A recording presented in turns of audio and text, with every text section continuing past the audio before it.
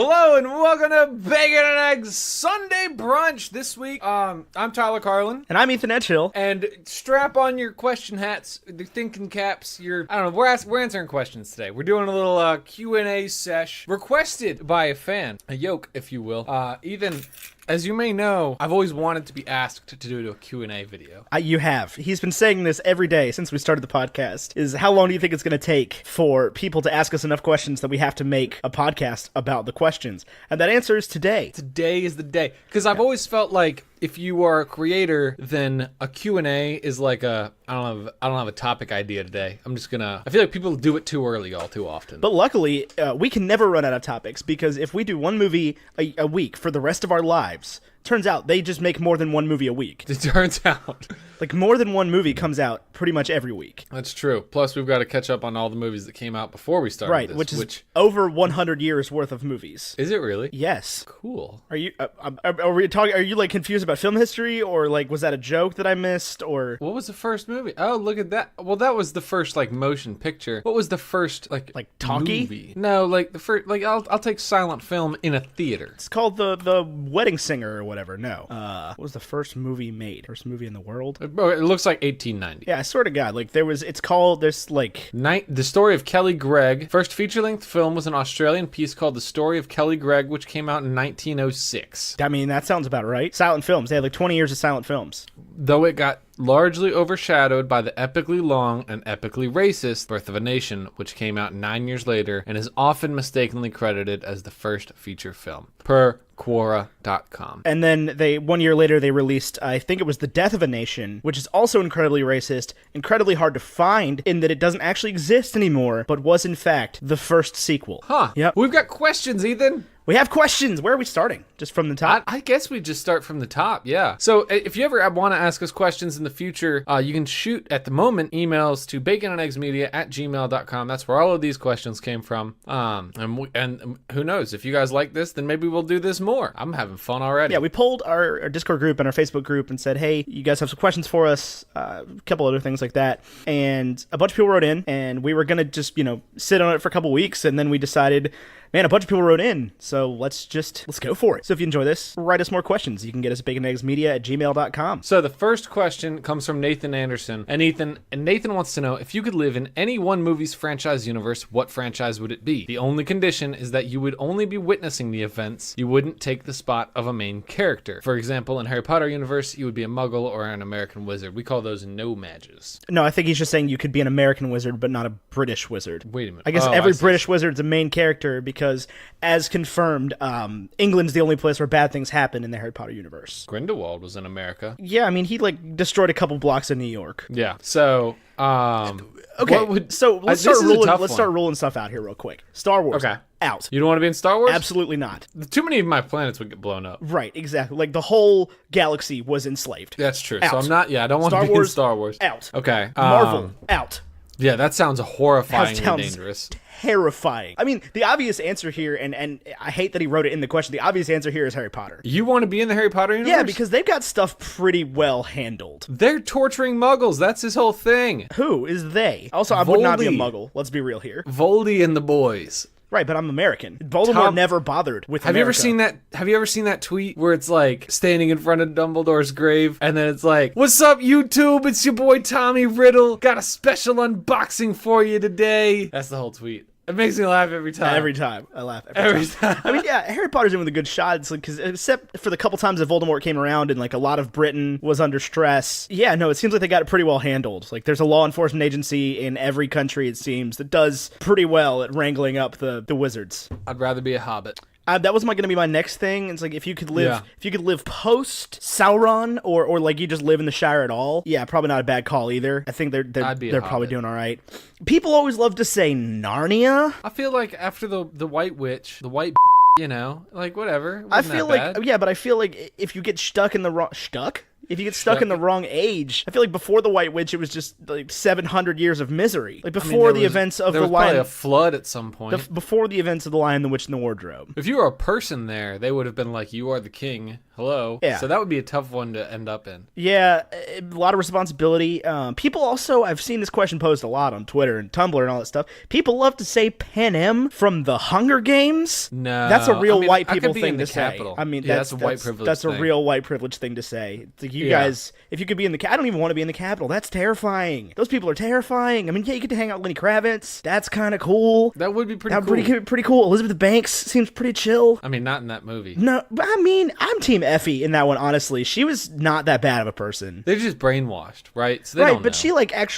she that's her whole thing. She cares about the contestants. Right. You know, I was just reading Harry Potter. That's the whole book is just an allegory for the whole series. It's just an allegory for like the dangers of mainstream media because everybody trusts the same news source in the wizard world. Yeah, the dangers of mainstream media and also just the practice of just, never letting people in. Yeah, bad news. Very racist, those wizards. Pretty much. Anyway, I don't know. I think I'm going to settle on if I can point and say I want to be a hobbit, then I want to do that. If I can't do that, then shoot. That's a great question. And this is a great question because there's so many great... And now I'm blanking on worlds. The inherent problem with living in a movie universe is that something is terribly wrong. Right. Otherwise, like the Divergent there wouldn't thing, be that a was pretty plot. cool. Yeah. Like Divergent, the books, that like I don't necessarily want to be one of the like jumpy people, but one of the like caregivers and things. Yeah, I would if I was in Divergent. What is it? I don't even remember the names. Whatever the main character was, I would definitely not be in that. No, there's God, no. no. I know me better than that. I mean, they clearly line up with remember Hogwarts reading that houses, book. even in like color, if I remember correctly. I didn't think of them as Gryffindors, but I would have thought of them as Gryffindors. They wear red. They're like adventurous and stuff. The people erudites wear blue. They're the Erudites. Ravenclaws. That's the only one. Erudite and Candor. Candor. Man, I gotta read that book again. I liked I've that never book. actually read I the really books. did. I'm an apologist of the movies, though. I really didn't think they were that They bad. didn't even make the last one. They're making it. They are? Yeah, with a completely different cast on Stars, I believe. No Shailene Woodley? Yeah, no, they can't afford her. She's awesome. She's good. Yeah. Hey, this isn't one of the questions asked, but did you ever have a guilty pleasure show that you don't watch anymore? I'll tell you what. Greek. The reason I ask is because I want to answer. I watched Greek. You watched Greek? I love. And you're Greek. about to I say also Secret watched Life Greek. of the American Teenager. Secret Life of the American Teenager.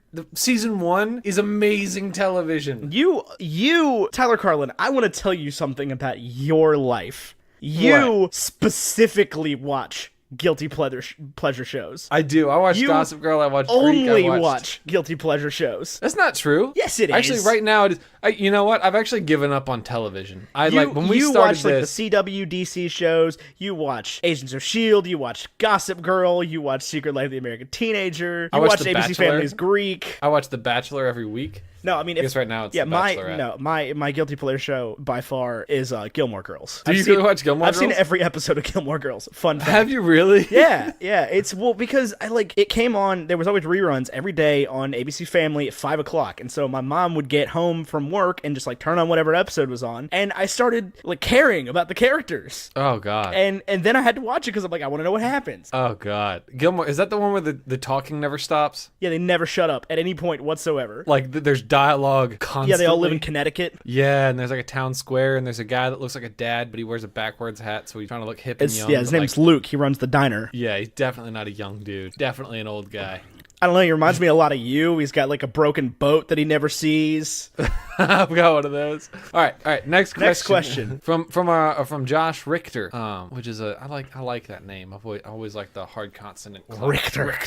Richter. If you could only watch one movie, only watch one movie only for the rest of your life, what would it be and why? Oh man. One movie for the rest of my life, what would it be and why? Now, here's the question. Is it because there's a gun to my head and at the end of this movie I'm dead? Or is it because... I mean, I would think that you gotta go under the assumption that you're on a desert island, Lost, and you just happen to bring a DVD with you, and you run into some random station, and all you have is Dharma Initiative training films, what and movie that one would you DVD. definitely not bring? Most of them. No, if there's a movie that immediately comes to mind for me that I definitely would not want to watch on a desert island. Not because of anything to do with the content. All I'm saying is, It's not Bicentennial Man. All right, that's not what I'm watching on this desert island. Oh God. It would have to be something that's kind of funny, but also has some dramatic moments. Ant-Man. No, not Ant-Man. Jesus Christ. No, if I'm going with a Marvel movie, it's Thor Ragnarok. Yeah, that's my desert island movie from Marvel. I think you could do like Empire Strikes Back or The Force Awakens, but like Force Awakens, then you're like, oh, mystery. Probably a really long movie. Like I would specifically pick out a movie that's good, but also really long. See, that's why I had to clear that Bicentennial Man was not my choice, because that's like 4.5 hours long. See, I could be okay with a really long movie. Like if I picked like Abyss, I don't know what that is. It's a James Cameron oh, dude. movie. If I'm on a desert island, I want Jaws. Jaws? Yeah. Interesting choice. I mean, Jaws is a great movie. I don't think obviously Jurassic Park. You would bring Jurassic Park. Yeah, I would bring Jurassic Park. 100%. It's the Mask movie of I'm pretty Zorro. sure I've seen more than any other movie ever in history. I still think that's Batman and Robin. There was a long period. No, second on my list is Batman Forever. I had a DVD, or not a DVD, a VHS that doesn't work anymore from watching Batman Forever. But I would come home. There was a while where I came home every day from school and watched Jurassic Park. That was me with Batman and Robin. Every single, for like a year. At least you picked a good movie. You picked the worst Batman movie ever made. Yeah, I did. I feel like Jurassic Park would be a good one, but I think I'm gonna... What did I say before? Jaws? Jaws? Man, I touched a shark this past week, and now I'm all hyped up on sharks. I can tell. I wouldn't have thought before today, when you texted me about Jaws, that you'd ever seen Jaws. What? You don't watch classic movies. I watched Jaws. Okay. How should I know? You never seen Independence Jaws. Day. It's true. It's Jaws, man. It's so good. Where is my thingy? Yeah, okay. Sorry, So Ethan. I'm gonna go with either Jurassic Park or Thor Ragnarok because I've already seen that movie since it came out, probably close to a dozen times, and I'm still not tired of it. I do love Thor Ragnarok. Like if you said right now, let's go watch Thor Ragnarok, I'd be like, all right, cool. I have the Blu-ray right here. I carry it around with me. Do you really? No. What am I gonna do with a Blu-ray disc in my daily life? I could cut a pizza. Cut a pizza. Here's the true thing about Thor Ragnarok on Blu-rays. I wouldn't have to carry the Blu-ray because I'd have it on my iPad. Fun fact about the Blu-ray for Thor Ragnarok: you have to pay extra to get the digital download. Did you not get the digital download? No, it was like the difference between paying $22 for the DVD or the Blu-ray or paying like $32 Oh, yeah, for that's the way too much. Blu-ray and digital download. And literally all I cared about, especially since they just put it on Netflix, is the DVD commentary. That's all I wanted, was to listen to Taika Waititi talk about Thor Ragnarok. And I was not disappointed. I think, so if I had to bring one movie, so I like the idea of Jaws. I also like the idea of Caddyshack. I know I haven't said that yet. All right, well, take it the other way. Take it the other way. Somebody's got a gun to your head and says you can watch one movie. And then you're dead. And then you're dead. Is it a movie that you've been like meaning to watch forever? Or is it like your favorite oh man, movie? I don't want to forget it. I don't think, like, I would feel bad watching The Prestige again, you know? Yeah. I don't know, I'd probably watch like Dead Poet Society. I was just about to say that, actually. For some Yeah. reason, that seems very apt for, like, the end of your life. Or like Mice and Men. Shawshank Redemption. Yeah. Some big, Mice heavy and Men movie. would work. Or like, what's got like the most satisfying ending ever? Satisfying ending ever. Maybe Fight Club? Ooh, not a bad call. Because that's got, oh yeah, and The Prestige has the most satisfying ending ever. But, I mean, I've seen that enough. right. I've worked that one out. I can believe it or comfortably not. carry that one to my grave. Yeah. I don't know. Yeah. I think that's what I would go for. Now the next question comes from Pixels. She has a couple of questions. I don't know how many we're gonna answer. We're gonna start with this one. Well, some of these are pretty simple answers, so I think we're Yeah. gonna go through as many of them as possible. What has been the hardest part of starting your podcast? Favorite part, other than meeting me, of course. I don't know. I don't know if I could pick a favorite other than that. Everything else sucks. Hardest part of starting a podcast was definitely starting a podcast. Is like, I definitely know being, that's like- the cliche thing to say, but we kicked this idea around for like 5 years. Yeah, like since we knew what a podcast, since Ty introduced me to Welcome to Night Vale and was like, hey, you should listen to podcasts. And then that was it. And we listened to Welcome to Night Vale when there was like 20 episodes. There's like 130 now. Really? Yeah, I picked up the last one, actually yesterday, I picked up the last one that I remember hearing, which was the 100th, and I just started listening to them, the new ones. It's still really good. Nothing has changed. I'm sure it is. Night Vale's incredibly well written. It cracks me up constantly in like a way that you can't explain to other people. Yeah. So the hardest part of starting a podcast, I think, It's just doing it. Yeah, it's just doing it, and then you expect it to happen overnight, and it doesn't. But then one day you wake up and it happened a lot faster. You're than not you thought. you're not good at it when you start. Yeah, you don't want it It to was like happen 3 overnight. straight months of demoralizing. Yeah. And then like all of a sudden, and we keep doing this. It's like, you know, we'll be like, man, I hope we can get to a certain amount of downloads per day. And then now we're sitting there like we haven't been under that amount of downloads per day in 6 months. Yeah. Like that was a goal, and now it's the under the bare minimum. Yeah. And it all of a sudden happens. But definitely the hardest part was we recorded a really bad pilot. Yeah. We didn't even have like a topic idea yet. No. So it was like We had no idea. We knew we were gonna talk about Iron Man 1. at some point. At some point. Like, we were ready to talk about the Marvel series, but we were gonna do like 20 minutes of movies and a bunch of stuff, other parts, and then we talked about Iron Man 1 for like an hour and 45 minutes. For our original pilot? No. Like, when we finally did it. Oh, yeah. We talked about nothing for like 45 minutes and said, wow, this is garbage. For the original pilot, yeah. If we talked about whether or not it was okay to be a sucker. It is. It is. But it's totally okay.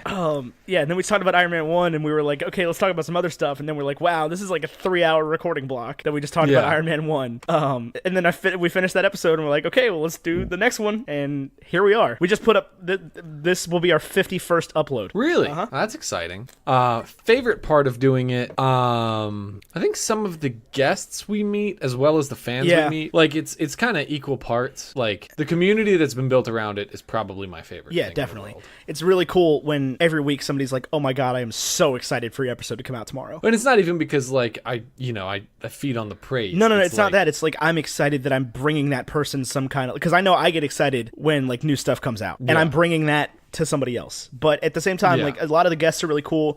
It's really cool to hear, like, we asked everybody, like, how did you come to Star Wars when we did the Star Wars episodes? And it's really cool. It's cool to hear that everybody... It's cool hearing everybody tell the exact same story. Yeah, from all different walks of perspectives, life, all over the the world. planet. Yeah.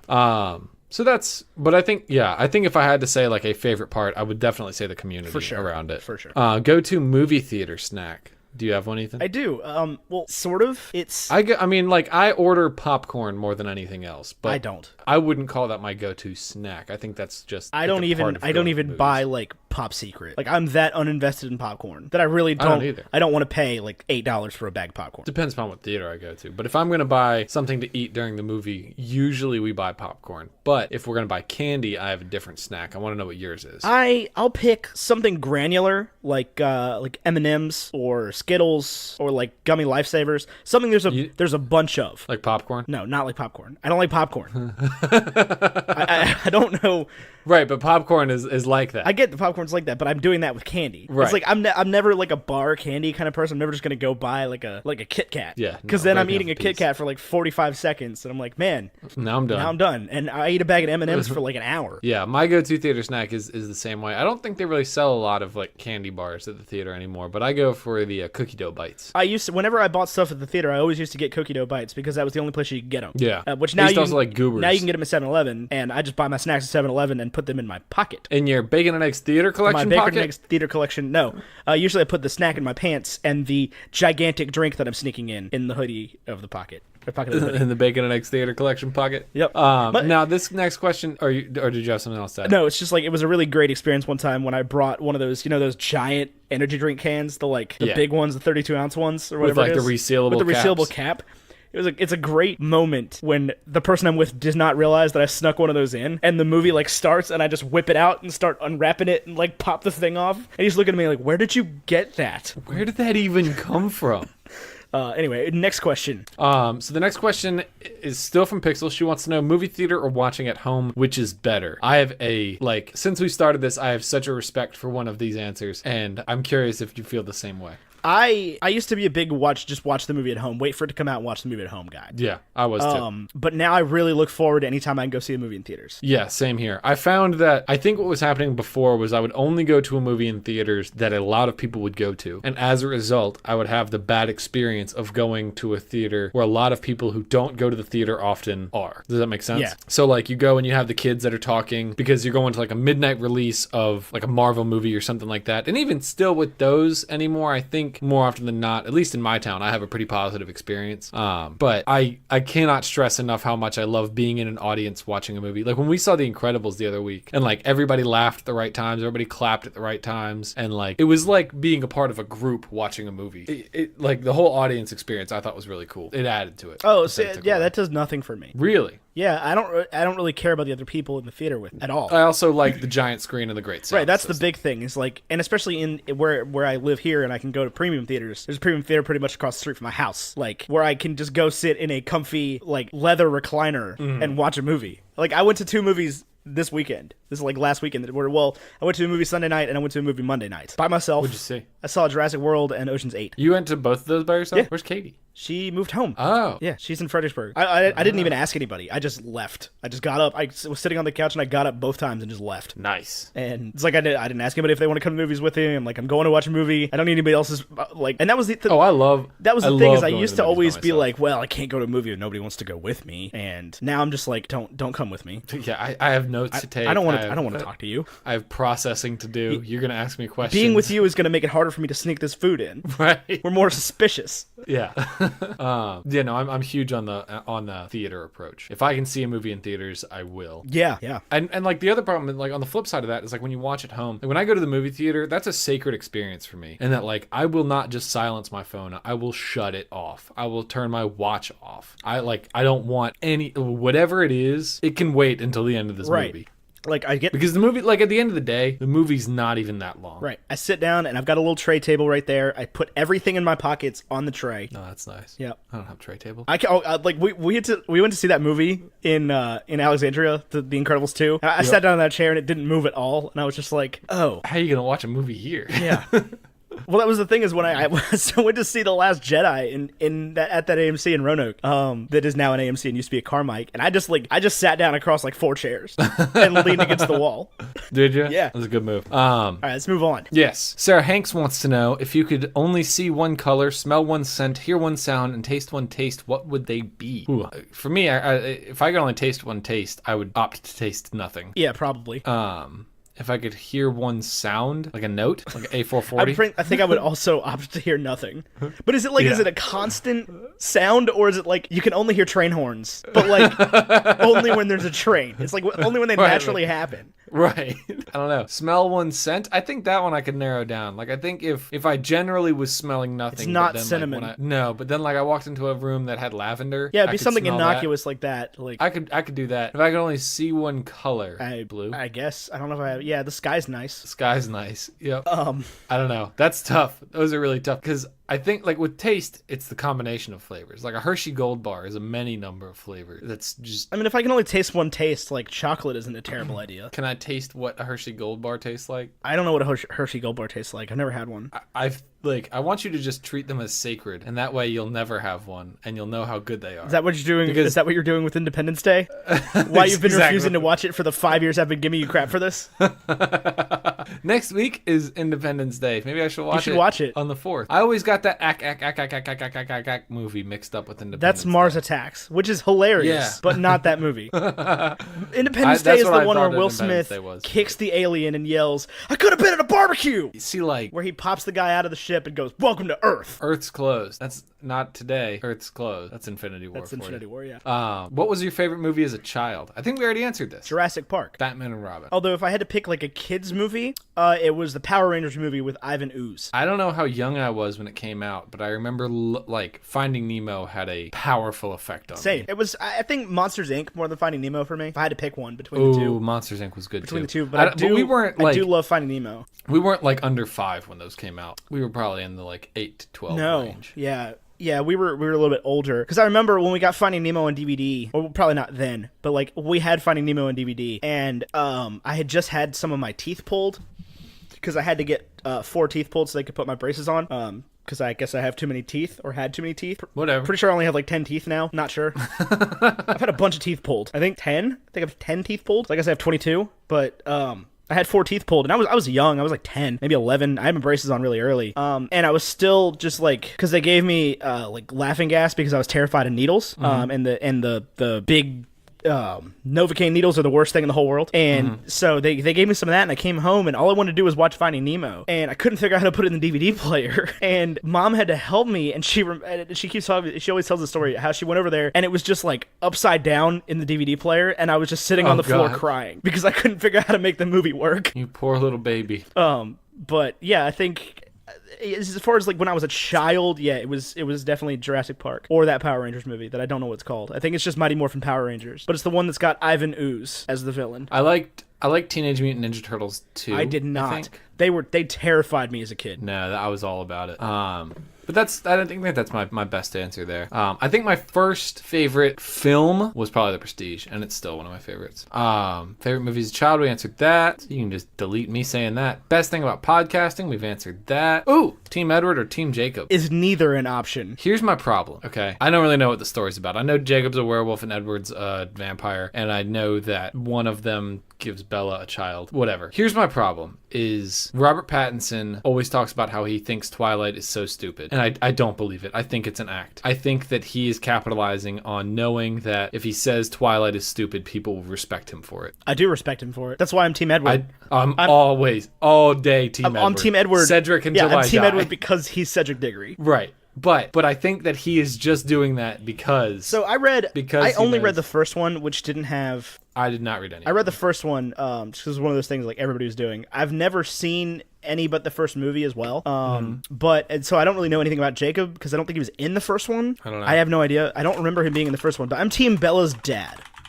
I don't know. Because he's the only one that was kind of sitting there going, hey, there's vampires in this town. Why is no one worried about this? And I'm team that guy in any situation. Like that guy that's like, hey, by the way, I don't know if you were aware. Spooky happening over here, guys. Some spoopy stuff. So yeah. Man. All right, moving on. On to the next question. Those are all from Sarah Hanks. Thanks, Sarah. She says, thanks from Hanks. Thanks from Hanks. Matt Summers. Hi, Tyler and Ethan. My question is, what is the meaning of life? Sincerely, Matthew the Great. I think it's in like Luke chapter something. What's the greatest commandment? I mean, I know what it is, but what's the chapters? I don't know. Off the top of my head, I can't remember. It's like Luke 6 or something. I am the way, the truth, the life one? Or No. What are you looking for? Treat your neighbor as yourself. Love the Lord your God with all your heart, soul, mind, and strength. Anyway, I that's don't know it. Off the top of my head. Yeah. That's it right there. It's not 42. No? No. I never thought that was that funny. What? The 42 thing. Oh, I thought you were talking about like a chapter of the Bible. No. No, The yeah, 42 I've thing. always I thought never that thought was that just was that like funny. yeah.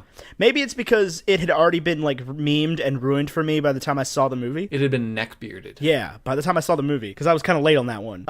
It's Mark 12:28. Heck yeah, I could have told you that off the top of my head. Or Luke 10. No, that's Good Samaritan. Anyway. I mean, it should theoretically say it in all of them. It should theoretically, but they all wrote it slightly differently. Anyway, that's my answer, Matt. That's the meaning of life. Jesus Christ. Jesus Christ. Let's see. Colby asking a similar question. Colby says, Ty, a long time ago, I watched one of the SCB videos you were in. Hey, man, thanks for watching. Thanks even more for subscribing. Hey, brother. Whatever. I don't know how to do it. See you in another life, brother. And saw that you were wearing a Future shirt. I recognized it from a YouthWorks mission trip I had gone to. Were you a staff member? If so, could you tell us a little about the experience?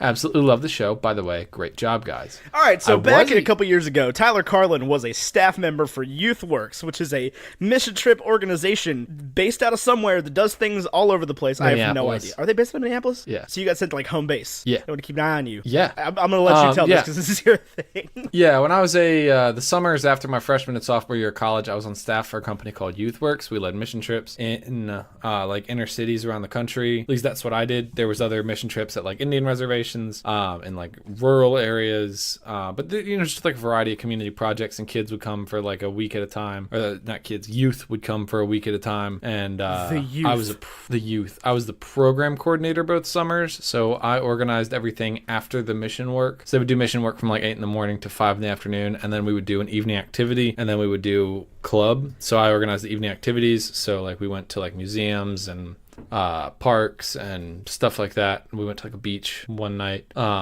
And then after that we would do club, which was just like a little church service, but not quite a church service, but like young, like youth group would have been. So we did like skits and games, and then at the end of it we would deliver like a short message and we would sing songs. And that was my job, was organizing the second half of the day.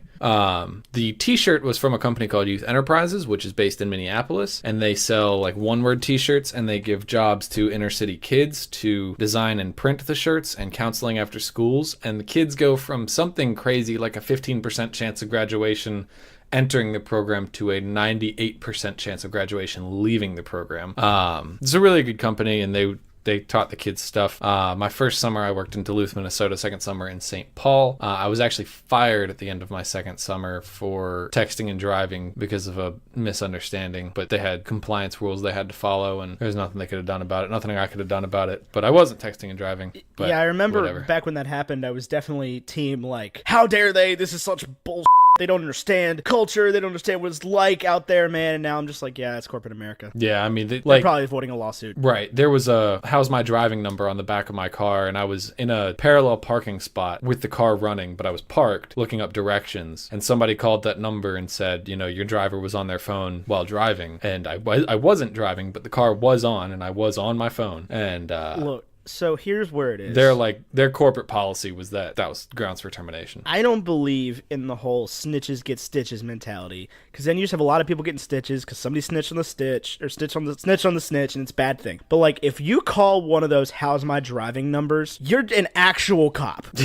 Like, you have to be the suckiest human being in existence to just be that fired up about anything. And you know what was crazy about the whole thing was I knew where I was going. I was going from the YMCA back to our building, which if anybody is ever in St. Paul knows where I was, can find that it was literally down the street, but there was a back way you could go that you avoided all the lights because it was on like a busy road. So I was trying to figure out what that was. And, but I was literally like 4 blocks from where I was going. Like not any turns or anything if I didn't want to. I could have literally just gone 4 blocks and gotten there. But oh well. I mean, maybe that was God's plan. God's plan, man. I used to tell the kids, because they would come from different churches, and I would be like, all right, guys, boys are blue, girls are red, let's not make purple this week. And they would be like, and then like by Wednesday, they would be like, but God sent us here to meet each other. And I'd be like, actually, God knows our rules and didn't send you here to meet each other. He sent you here to do work in this community. Not so. So let's not make purple. But no, I mean, I was always super proud of you for doing the youth works thing, and I don't know if I ever showed it the right way because I was also a youth. I didn't understand how to say things and treat my friends the way I should have, but I was very proud of you for doing that, and I've almost never seen you more fired up about something than you were after that first summer. So it was a blast. It was a really cool thing to witness on the other end. And I'm sorry that you had that bad experience toward the end of it, but I hope that has not soured your memories forever. Nah, I mean, like, I've often thought about, like, I know, like, they wouldn't hire me back, but I've always been like, oh, I should apply for another summer and just do that. That'd be a great way to spend the summer. But then I'm like, wait a minute, they fired me. They're not going to hire me. I'm sure there's another company I could work for, but I'm not going to. I'm certain there is. Yeah, I'm certain there are plenty of companies who do this. Anyway, next question. Tom Billamoria, who is a name I've never read before. I've read every other name we've received, except Colby's and Tom's. But anyway, we're going to see what Tom's got to say. Tom says, Bacon and Eggs, what movie would you like to see a sequel to that is not already part of a franchise? Sincerely, Tom Billamoria. I have no idea. That's a really tough question. It's a really good question. That is a really good question, because it's like not something you think about. Scott Pilgrim. No. That's what I'm trying to think is like, what of my favorite movies wouldn't be ruined by a sequel? Scott Pilgrim. They could make a sequel to that. About what, though? I mean, they could take the Pixar approach and have it be about Ramona fighting Scott's exes. Yeah, I mean, I guess. It's not a bad call out of all of them. I don't know. Not The Prestige. Not The Prestige. The Prestige 2, Judgment Day. Judgment Day. You can add Judgment Day to any movie, and it sounds like Dead a sequel. Poet Society, Judgment Day. Oh, God. That's so bad. Oh, Captain, my Captain, not this summer. Coming to a cinema near you. Dead Poet Society, Judgment Day. God, you're making me laugh so much I can't even find, like, what movies have we reviewed? Mostly series, franchises. Mostly franchises, yeah. But let's take a look-see. Oh, you can just become a patron. Look, what in the world overview? I want to see if there's any movies. Ready Player One, I'd like to see a sequel to. I don't want it. I don't want it. I don't want the book to happen. I don't want the sequel. I don't want the book Stop to happen. it. Not a part of a franchise. The Fault in Our Stars 2, Judgment Day. Oh, God. Defeat the whole purpose. Yeah. No Baby Driver 2. That wouldn't work. No. Man. I don't know. Scott Pilgrim's probably my best. This is a great question. It's like this is not something I can just answer off the top of my head. I might have to come back to this in a future episode. Okay. Because that's got to be some serious thought. Because there's a lot of great movies out there, but I'm trying to think of movies that wouldn't be. Because I feel like if generally the sequel gets made, especially recently. Yeah, it's like whether you want it or not. If there's an option to explore the sequel gets made. Right. Real Steel too. Like they made a second Pacific Rim. People made do 6 not be so Sharknadoes. Tara Reid's got to do something. She could make more Van Wilder movies. Oh, Van Wilder. I'll take a sequel to that. Oh, there is a sequel to that. Yeah, that didn't have Van Wilder in it. Yeah, he's not even in it. Let's see. All right, I don't know. I think Scott Pilgrim's going to be my answer there. Fair enough. Next questions are coming from our good friend Julia. Julia. Do you want to read it? I've read all of them. I like the way you're doing it. I've read all. Oh, she says, good afternoon, Ty and Ethan. Can I call you Ty? Realize I never asked. Anyway, here are 2 questions. You can call me Ty. Are you going to answer that question? Because that was a question. Yeah, whatever, that's fine.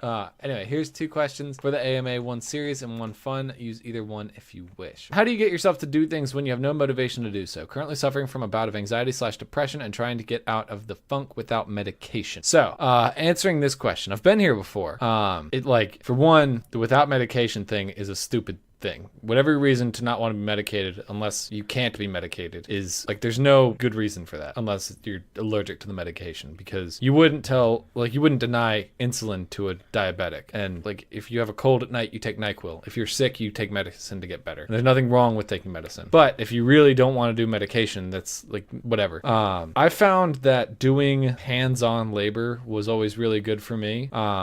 Forcing myself to do things. I know that that's really hard, and I've had days where I literally just lay in bed all day and take 3 baths and then get back in bed. Yeah, and that's entirely okay. Right, those days. They can't be every day, but those days are important, right, just as much as productive days are. Right, and when I got fired from YouthWorks, like we were just talking about, I was pretty depressed about it at the time, and I came back and worked for my now boss, but I did a totally different job for a different company.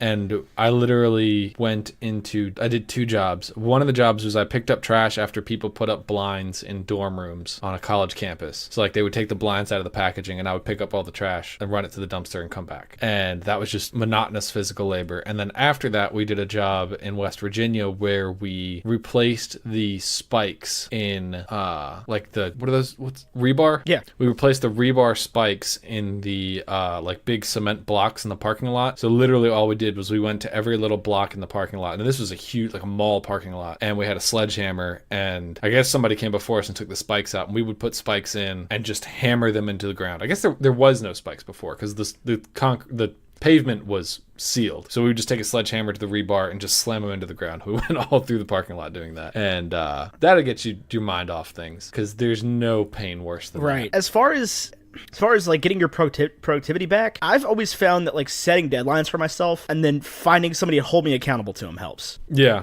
Somebody that you can trust, somebody that's not going to beat you up about it, but somebody that's going to say hey, did you get the thing done that you wanted to do? And I've always found that is the best motivator for me. It's just not disappointing the other people in my life. Not in a super negative way, but in I promised this person I would do it. I'm not going to let them down. Yeah, and there's ways to not make it a given and not make it I'm doing this for them. I'm doing it for us almost. The thing that comes to my mind is when we first started the podcast, it was really hard for me to remember to edit the show because I was editing it at the time before the last possible minute. But I knew it has to be done by midnight the day it comes out. Yeah. There's no other option. It's going to come out. And the other thing I think we both struggled with right at the beginning was the weirdest thing was finishing the movies we had to watch. Yeah, I definitely struggled with that. It was I finished this movie 15 minutes ago, and now you can almost time it so that you do that intentionally. But then it was a struggle. Yeah, I do that on purpose now. Right, I was not doing that on purpose in the beginning. But yeah, so when I get into those bouts, every time that's happened to me, I've been fortunate enough to be in between jobs, and the job I would go for would be something measurable. Yeah, and then there's small things I know a lot of people in the military swear by making their bed in the morning, and that's a great way to do something because then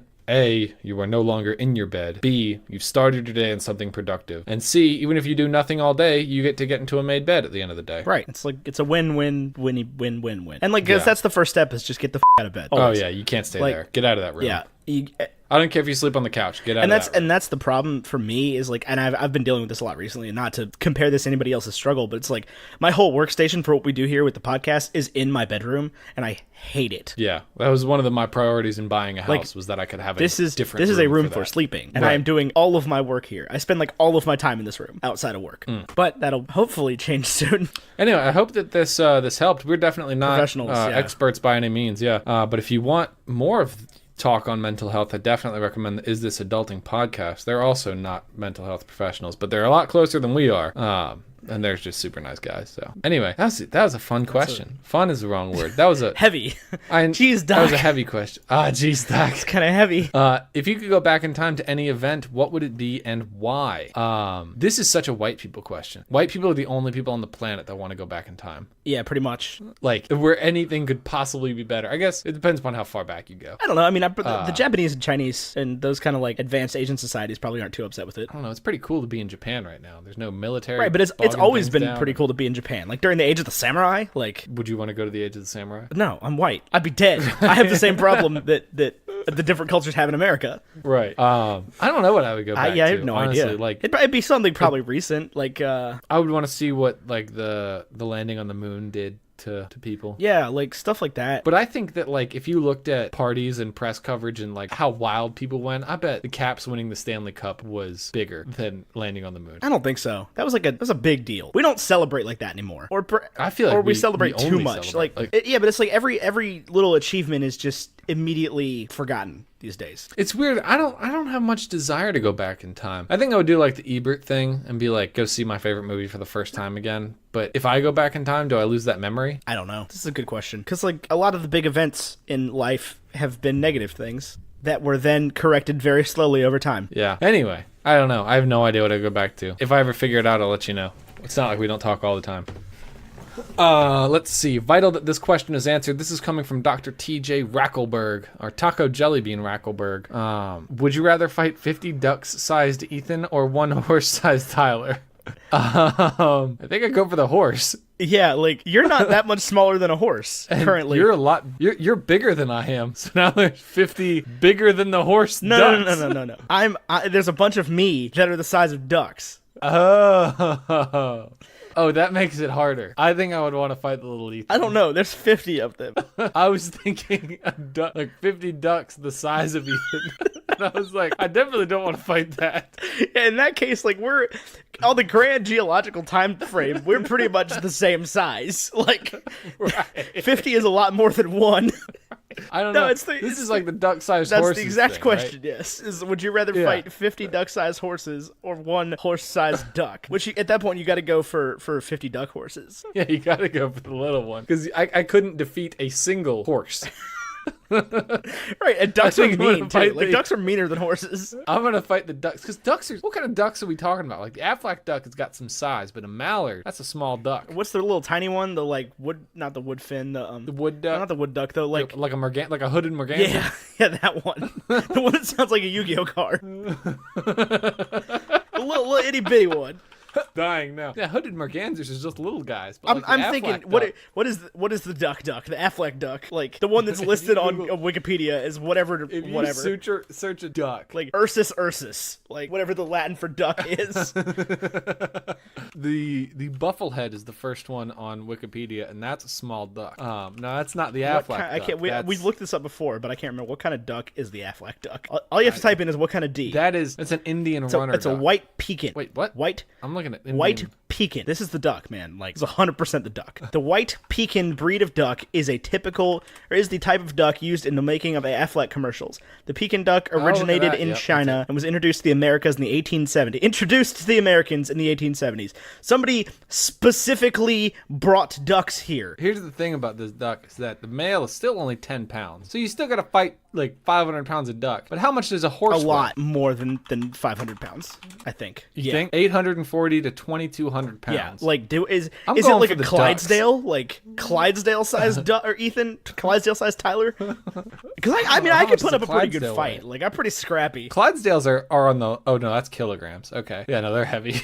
Clydesdales are the Budweiser horses, the big ones. I know they are, but like when I googled it said 771 and 998. I was like, that's not that big, but those are kilos. This duck, the Aflac duck, that is duck. Like what you consider duck to right, be? like that is they're the ones that start yellow. All ducks start yellow. Really? Yeah, look at baby mallard ducks. I mean, they're a little bit yellow, but they're not like just straight yellow. They're also adorable. Oh, they're so cute. Baby hooded merganser. Okay, those are cute. You got Ethan and I talking ducks. Those are the ones that look scared. The big old yellow eye that's just like... Anyway, Yeah. So I'm gonna go with the one horse-sized Tyler. No, Really? 50. Yeah, no, yeah. I want the little 50 ones. Yeah. duck-sized Ethans. 50 duck-sized Ethans. Yeah. Although 50, but that's the thing is like you got to think of the properties between like it's different because like a duck has wings, but like I have arms.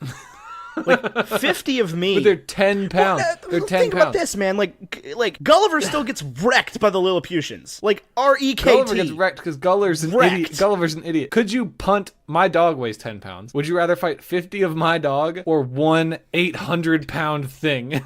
Right, but does it have arms? I don't know, man. Both of these have arms.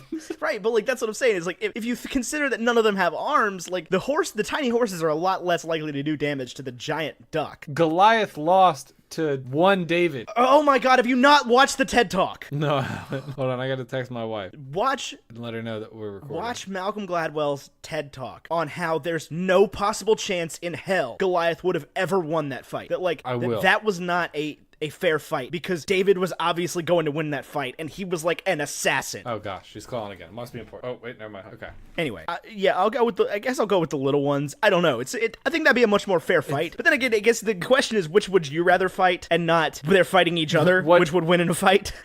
That's true. So like I don't know. I feel like I would have an easier time knocking down one giant ewe, one larger ewe, than 50 Just imagine smaller me's. Imagine like the smallest horse is like 800 pounds. So imagine something that's like me, but 4 times the size of me. Well, 4 times the weight. If you, 'cause Yeah. you want to go by weight, yeah, like the white Pekin duck may only be 10 pounds, but it's a lot bigger than Sawyer. It's true. It is. He's more dense. But birds, believe it or not, are light. Turns out Birds are light. 10 pounds of bird is a lot of bird. Yeah, you get a lot of bird there. Like feathers don't weigh very much. This is like a classic problem. Not problem, but like a math problem. Anyway, and also her second question was who's going to win the World Cup? Skull Iceland. Can I still No, say they're that? out. They're out. Probably Belgium, honestly, if I had to take a guess, and that's going to make me very sad. But probably Belgium. I don't like Belgium. Me either. Anyway, those questions come from Dr. Taco Jellybean Rackelberg. Nick wants to know, Nick Eanes. It's probably not Eanes. Ines. I like that. Eanes. Ethan and Tyler, what is your favorite moment/story you have so far from producing the B&E podcast? Maybe a favorite guest, favorite off-topic story, etc. I'm interested to hear y'all's answers. I think my answer is going to be different than yours. Yeah, I have several, and they're all kind of related to guests. I will say, like, going to DC was very cool, but that was not my favorite thing we've done. That wasn't producing the podcast. Oh, producing the podcast. No, Sorry. yeah, that's what I'm taking it as. Like, yeah, it's been cool stuff that we've got to do. But like, I'm talking about like the actual like. I think this to me this question refers to the actual nitty gritty like making of the. He's looking for a behind the scenes look.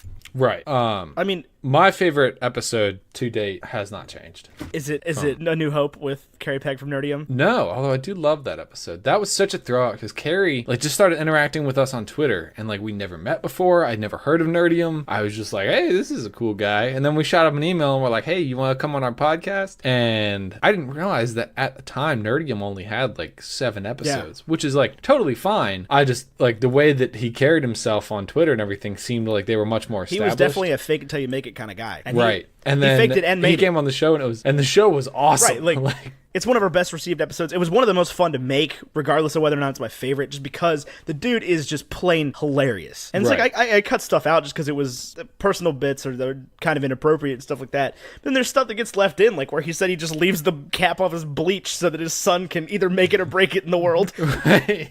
Process of but no, like survival of the fittest. As far as like a specific moment goes, I think the one I recount the most is when Seamus couldn't say howdy yokes. Yeah, that was a pretty funny moment when Seamus gets on the podcast for his first episode. He goes, "Howdy yokes, man! This is just not English, is it?" That was good, yeah. I love the relationships we've built with Seamus and John Negroni as repeat guests. I love that they've become like apologists for you and I in like the greater SCB community. Like, oh, you're a big fan of Super Carlin Brothers? Have you heard of their less famous little brother? I love those guys. I loved filming the episode, not filming, but I loved making the episode with Tessa. Tessa was really cool. I mean, the guests offer such an interesting opportunity because everybody's different, obviously. And like Ty and I have been talking to each other back and forth for well over a decade now. That like half the time I know what he's gonna say. I can kind of figure out where he's going. And he does the same with me. It's like we can finish each other's sandwiches. That's what I was gonna say. But yeah, you bring the guests in there, and it's just a whole different. And sometimes it doesn't even work. It's like we have awkward moments, and we're talking over each other, and then sometimes it's just like you're talking to an old friend that you never met before. Right. Now, I will say my favorite guest episode, my favorite experience as a part of all this is definitely pretty personal. It was having Nate Pratt on the show. You know, my nephew is named after his father, who passed not too long ago, and just having that conversation and having him share Back to the Future with me, and that whole experience has been one of yeah, I could listen to that dude talk about like Back to the personally Future forever. Yeah, like one of the most incredible experiences of my life, because like he was always the cousin who, you know, chased his dream before the rest of us did, and it was just, I don't know, like I don't even think I could put into words how cool that experience was. Oh, for sure. It was cool, like just getting to be on the end of that. Like, right, that was definitely something. Yeah, there's been a lot of great moments making this podcast that I'm, even if we never made another episode, that I'd be thankful that I had. Yeah. Well, and the other, you know, as part of the podcast, I'll say it again, just the community aspect of it. Like, you know, we started the Facebook group, and that was awesome, and it still is awesome, and everybody in there is so kind and friendly, and we have a moderator there who literally never has to do anything because everyone just knows to be a decent and wonderful human being. And then, like, it's not even like, yeah. And then, you know, we've got like the Discord server where everybody's just so incredibly nice all the time, and our, you know, it's been really, really cool. The support we've received, it's just been incredible across the board, has been more than we ever could have dreamed, especially in our first year. We're at like, what, 6 times our expectation for the end of our first year for like Patreon things. Definitely. I wouldn't include that, because then it's like we don't want more. We definitely won't. No, but it's like, yeah, we're always having to adjust our goals because we keep hitting goals. Right. Which is a good problem to have. We have one more question. Cool. Do you know how to say this name? Morag Sharf. Morag Sharf. Morag? I don't know. So our last question comes to us from Morag Sharf. They want to know which one of you is the bacon and which is the eggs. I've already asked you on Twitter, and I'm not going to give up until I find out. Isn't there a way to find out, Ethan? There is a way to find out. You can join our Discord on Patreon for $5 a month. It is not a secret. It is not a secret there. It is a secret everywhere else. Apparently. I guess. We've recently decided. I guess. Bacon is bacon, eggs is eggs. Bacon is bacon, eggs is eggs. Yeah, this is where we plug, you know, this podcast comes to life because of the supporters, because of our patrons over at patreon.com/baconandegg. And we couldn't do it without them. I just want to take this opportunity to thank them for everything they do. And yeah. Did you guys like this episode? Was that fun? I had fun. I love Sunday brunches. I had like a lot of fun. Yeah, this is a ton of fun. It's a little longer than we anticipated, I think. No, not even. No? Oh, it's not. Oh, I thought we were at 122. We're at 109. Nope, that's just the Skype call. We spent a long time talking about nothing before. We always do. Yeah. Every week we get done at 10:40, and I'm like, how did that happen? We started at 7:30. We only record for 2 hours.